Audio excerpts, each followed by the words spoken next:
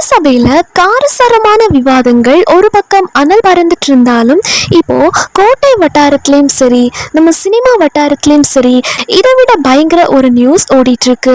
அது என்னன்னா, நம்ம தமிழக முதல்வர் விஜய் அவர்களை நேர்ல சந்திக்க லண்டன்ல இருந்து அவரோட மாமனார், அதாவது சங்கீதா விஜய் அவர்களோட அப்பா சொர்ணலிங்கம் அவர்கள் சென்னைக்கு வராராம். பல வருஷமா பேசாம இருந்த மாமனார் இப்போ திடீர்னு முதல்வரான மருமகனை பார்க்க வரதுக்கு பின்னாடி இருக்க அந்த ரகசியம் என்ன? குடும்ப சிக்கலுக்கு இப்போ ஒரு என் கார்டு விழ போகுதா? இதை பத்தின முழு விவரத்தையும் இந்த வீடியோல தெளிவா நம்ம பார்க்கலாம். நம்ம எல்லாருக்குமே தெரியும், பல இழுபறிகளுக்கு மத்தியில தான் தளபதி விஜய் அவர்கள் தமிழக முதல்வரா பொறுப்பேற்றாரு. ஆனா அவரோட பதவியேற்பு விழாவில் எல்லாரும் கவனிச்ச ஒரு விஷயம், அவரோட மனைவி சங்கீதா அவர்கள் அந்த ஃபங்க்ஷனுக்கு வரவே இல்லை. இது சமூக வலைதளங்கள்ல பெரிய லெவல்ல பேசப்பட்டுச்சு.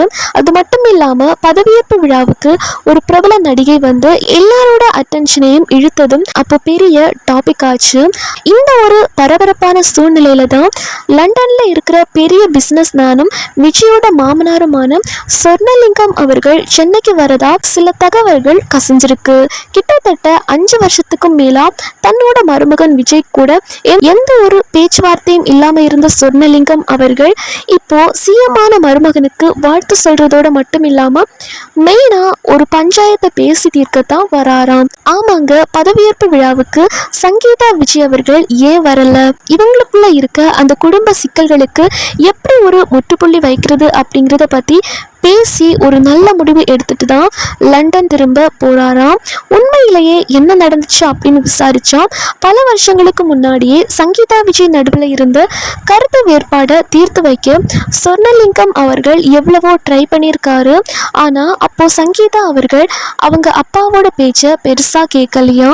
விவாகரத்து அப்படிங்கிறது நம்ம குடும்பத்துக்கு செட் ஆகாது, பிள்ளைகளோட ஃபியூச்சருக்காகவாவது இந்த முடிவை மாத்திக்கோ அப்படின்னு சொர்ணலிங்கம் அவர்கள் எவ்வளவோ சொல்லியும் சங்கீதா அவங்க எடுத்த முடிவுல ரொம்ப ஸ்ட்ராங்கா இருந்திருக்காங்க. ஆனா நம்ம தளபதி விஜய் அவர்களுக்கு எந்த விவாகரத்து விஷயத்துல துளி கூட இஷ்டம் இல்லையா.